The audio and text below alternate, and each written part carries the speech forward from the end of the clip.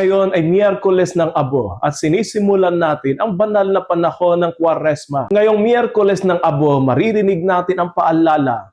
Alalahanin mong ikaw ay alabo at sa alabo ka babalik. Ang abo na inilalagay sa ating noo ay tanda ng ating kahinaan at pagiging mortal. Ito ay paalala sa atin na ang buhay natin dito sa mundo ay pansamantala lang. At hindi dapat ito maging sentro ng ating pag-ira. Sa harap ng abo, lahat tayo ay pantay-pantay, mayaman man o mahirap, makapangyarihan man o simple. Sapagkat lahat tayo ay nangangailangan ng awa at pag-ibig ng Diyos. Sa mabuting balita, tinatawag tayo ni Jesus sa tatlong mahahalagang gawain: panalangin, pag-aayuno at pagkakawang gawa. Ngunit binibigyan niya ng diin na ang mga ito ay hindi para sa papuri ng tao, kundi para sa tunay na pagbabalik loob ng puso. Ang Kwaresma ay hindi simpleng pagbabawas ng pagkain o pag-iwas sa bisyo.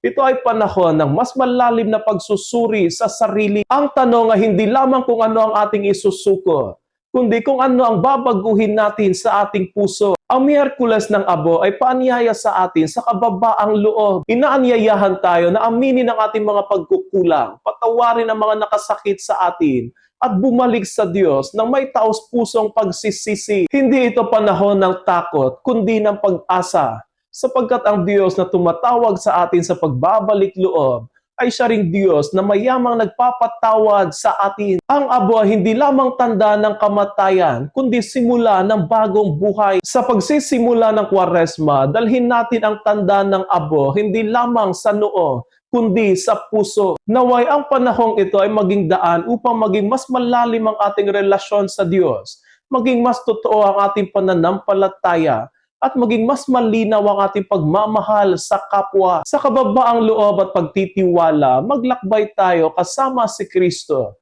patungo sa liwanag ng kanyang muling pagkabuhay.